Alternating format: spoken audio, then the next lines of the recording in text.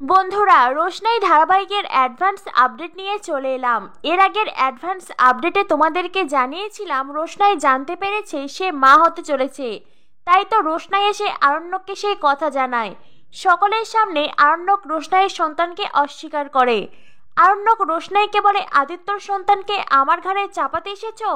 রোশনাই আরণ্যককে সাফ জানিয়ে দেয়, খবরদার স্যারজি, আমার সাথে যা কিছু করেছেন আমার সন্তানের সাথে সেই সব কিছু করার কথা একদম ভাববেন না। আরণ্যক রোশনাইকে বিয়ে করেছিল, সব নিয়ম মেনে বিয়ে করেছিল, তবু কখনো তাকে স্ত্রীর মর্যাদা দেয়নি, কখনো রোশনাইয়ের প্রতি স্বামীর দায়িত্ব পালন করেনি।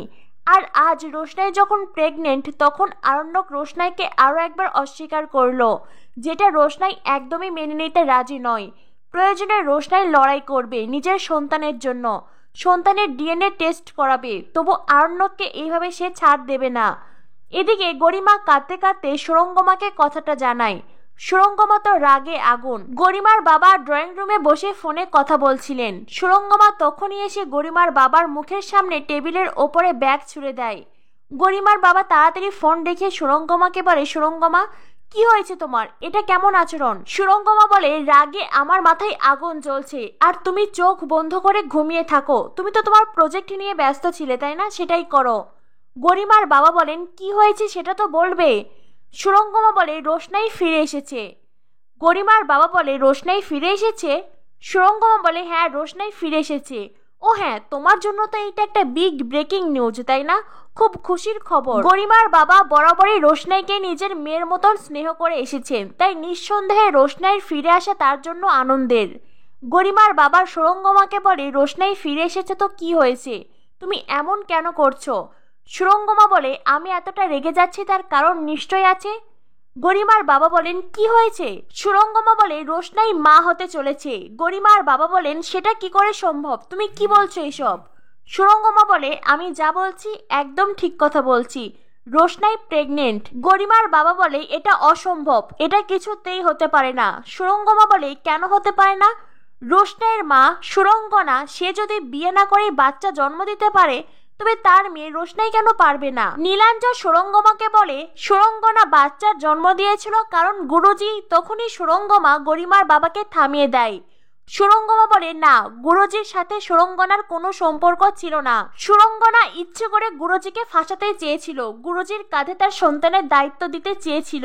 গরিমার বাবা বলেন, সেটা তো পুরো পৃথিবী জানে, কিন্তু তুমি আর আমরা তো আসলটাই জানি। গুরুজিই হলো রোশনের বাবা, হয়তোবা তিনি তার দায়িত্ব অস্বীকার করেছেন, কখনো রোশনাইয়ের দায়িত্ব নেননি। তবে রোশনাই যারই সন্তান গর্ভে ধারণ করে থাকুক না কেন, তাকে রোশনাইয়ের সন্তানের দায়িত্ব নিতেই হবে। আর এক্ষেত্রে আমি রোশনাইয়ের পাশে আছি। সুরঙ্গমা বলে, ও আচ্ছা, তুমি রোশনাইকে ন্যায় বিচার পাইয়ে দেবে, কিন্তু এটা ভাবছো না রোশনাইকে ন্যায় বিচার পাইয়ে দিতে গেলে তোমার নিজের মেয়ের কপাল পড়বে। গরিমার বাবা বলেন, মানে? এই বলে গরিমার বাবার গলা কাঁপতে থাকে। গরিমার বাবা বলেন, তুমি কি বলতে চাইছো? সুরঙ্গমা বলে, তুমি যেটা বুঝেছো আমি সেটাই বলছি। গরিমার বাবা বলেন, আরণ্যক? সুরঙ্গমা বলে, হ্যাঁ, আরণ্যক। রোশনাই আরণ্যকের দিকে অভিযোগের আঙ্গুল তুলেছে। কথাটা শুনে গরিমার বাবার চোখ মুখ শুকিয়ে যায়। একটু আগে অবধি যেই মানুষটা রোশনাইকে সাপোর্ট করেছে, যেই মানুষটা রোশনাইকে এতটা ভালোবেসেছে, এই সত্যি জানার পরে সেই মানুষটা কি রোশনাইয়ের পাশে থাকবে? সেটা তো আমরা পরবর্তীতেই জানতে পারবো।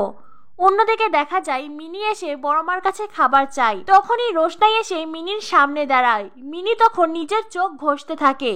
মিনি বলে, মা, আমি যেটা দেখছি সেটা কি সত্যি? সত্যি রোশনাই এসেছে? বড়মা তখন মাথা নাড়িয়ে বলেন।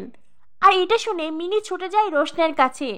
মিনি বলে, রোশনাই, এই রোশনাই, তুই আমাকে কিছু না বলে কোথায় গিয়েছিলি? তোর আমার কথা একবারও মনে পড়েনি, তাই না? তুই আমাকে একটুও মিস করিসনি।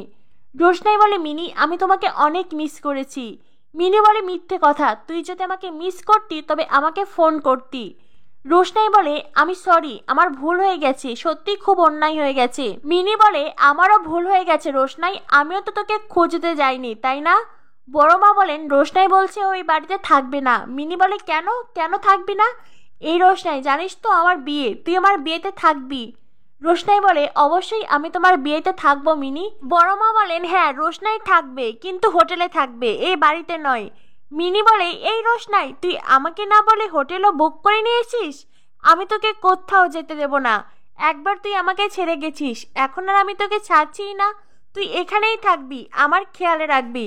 আমি তোকে লালনের গল্প বলবো, আমি লালনকে কোথায় পেলাম, কি করে আমাদের বন্ধুত্ব হলো, সব আমি তোকে বলবো। রোশনাই আর মিনি একে অপরকে জড়িয়ে ধরে।